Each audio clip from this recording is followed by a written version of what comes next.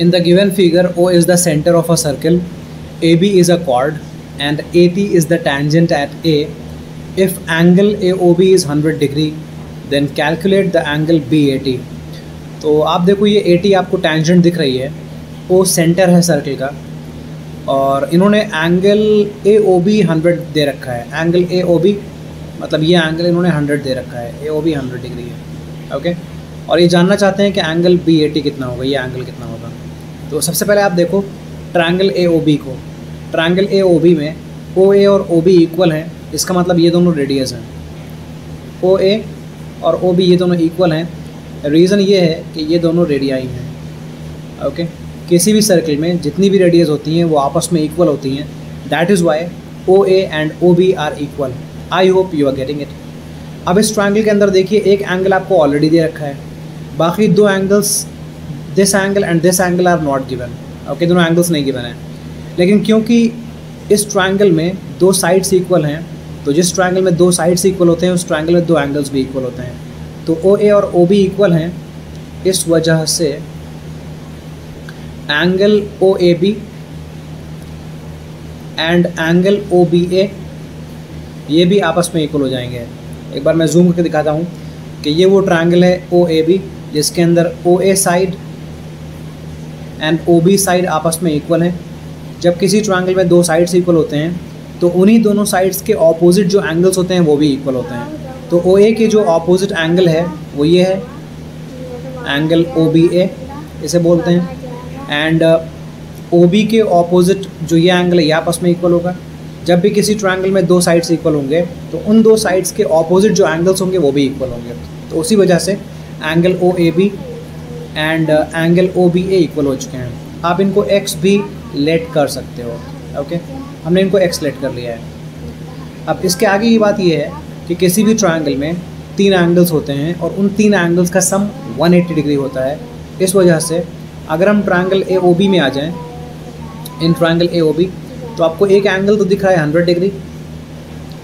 Okay, उसके बाद angle OAB है जो कि आप देखो x हम मान चुके हैं. देन एंगल OBA है, एंगल OBA है, ये भी हम x अज्यूम कर चुके हैं. और OAB और OBA आपस में इक्वल थे इसलिए दोनों x हैं. इन तीनों एंगल्स का सम 180 होगा क्योंकि किसी भी ट्रायंगल में तीनों एंगल्स का सम 180 होता है.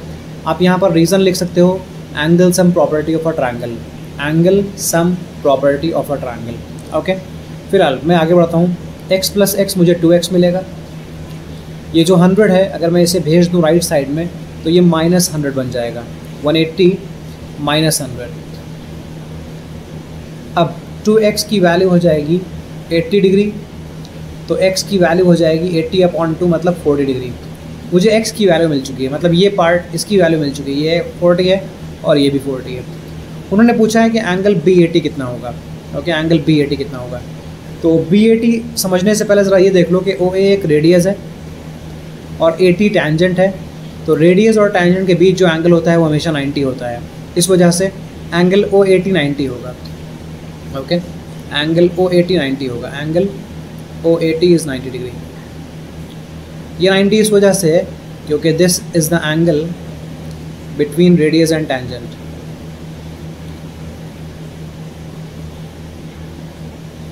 आई होप ये भी क्लियर है आपको.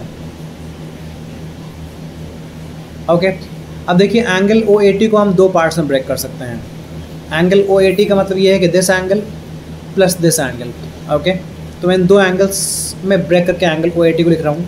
एंगल OAT का कुछ पार्ट हम बोलेंगे एंगल OAB, ये है कुछ पार्ट एंगल OAB, और दूसरा पार्ट है angle BAT. Okay, I hope समझ रहे होंगे आप. तो एंगल OAT की जगह मैं लिखने वाला हूँ OAB plus BAT. OAT plus BAT, OAB plus BAT, sorry, angle OAB plus angle BAT. Okay, angle OAT की जगह मैंने ये लिखा है और इसका सम 90 है, मैं ऑलरेडी गिवन है. एंगल OAB की वैल्यू हमने 40 डिग्री फाइंड की है. आप देखो यहाँ पर ये x जो है ना 40 है, मतलब एंगल OAB 40 है क्योंकि एंगल OAB को ही मैंने x यहाँ पर माना हुआ है. तो मैं एंगल OAB की जगह 40 डिग्री लिख दूँगा. एंगल BAT की वैल्यू हमें फाइंड करनी है. ओके, अब मैं 40 को भेज देता हूँ राइट साइड में, ये राइट साइड में जाकर -40 बन जाएगा। तो एंगल BAT की वैल्यू हो जाएगी 90 - 40 डिग्री। अब जब आप 90 में से 40 सब्ट्रैक्ट करोगे तो आपको मिलेगा 50 degree. It means angle BAT is 40 degree, sorry 50 degree, 50 degree. I hope it is clear. किसी भी तरह का कोई भी कन्फ्यूजन है कहीं पर तो आप मुझे कमेंट सेक्शन में बताएं।